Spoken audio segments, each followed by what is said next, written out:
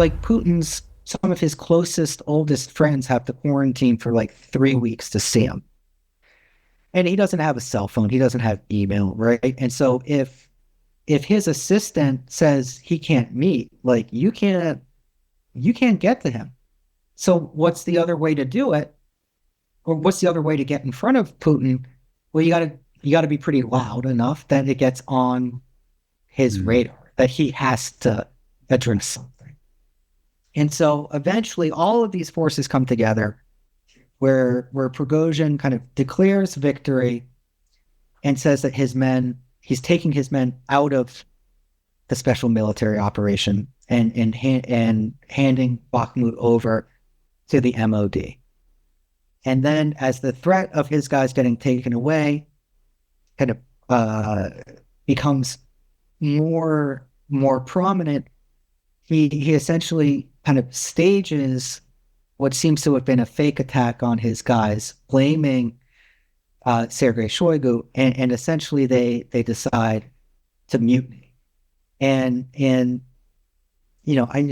don't even know what the correct term is. It's not necessarily the plan was never uh, to to overthrow Putin himself. Putin was like the goose that laid the golden egg for Prigozhin, right? Hmm. Plan was to take out and kill the Minister of Defense. It's like it sounds like literally, People wouldn't believe it if I wrote it. exactly. And so they're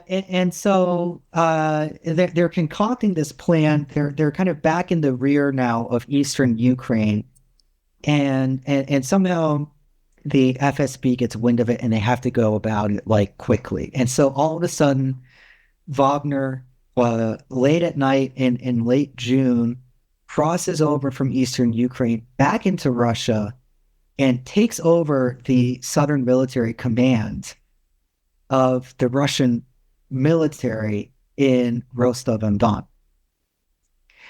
And now it's kind of getting to be the point of no return. And so he goes, ostensibly he's looking for Shoigu to kill. Shoigu's not there. He gets wind of it. He had escaped already. And so he's negotiating with some of the kind of the top military brass. They can't come to anything. And so then Prigozhin says, well, we're going to go march on Moscow as a march for justice.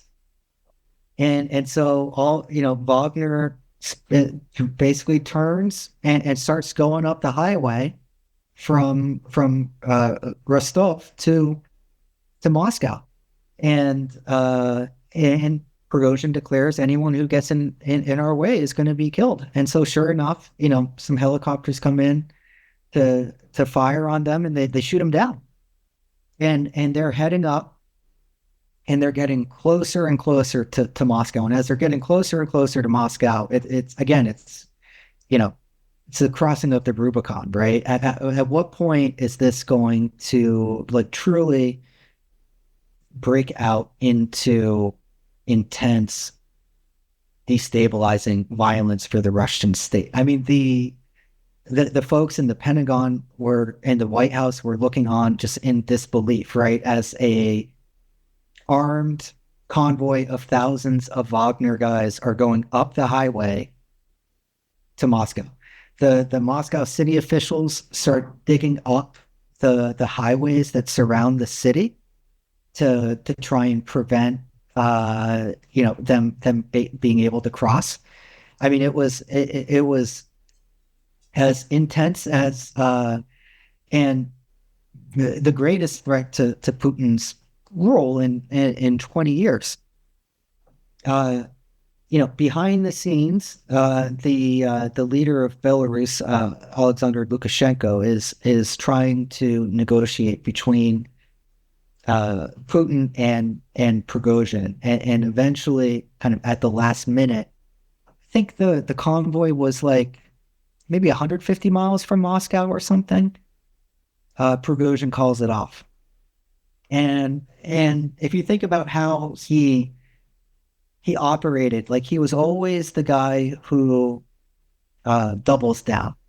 Like when you're playing poker with your friends and there's that like annoying guy who always goes all in like on every hand, and it's just like and he wins for a long time, and it's really frustrating. And then and then it works until it doesn't. And kind of ironically, um, he was always a guy who doubled down and had an incredible risk tolerance. And probably the one time when he was supposed to go truly double down and go all in, he called it off.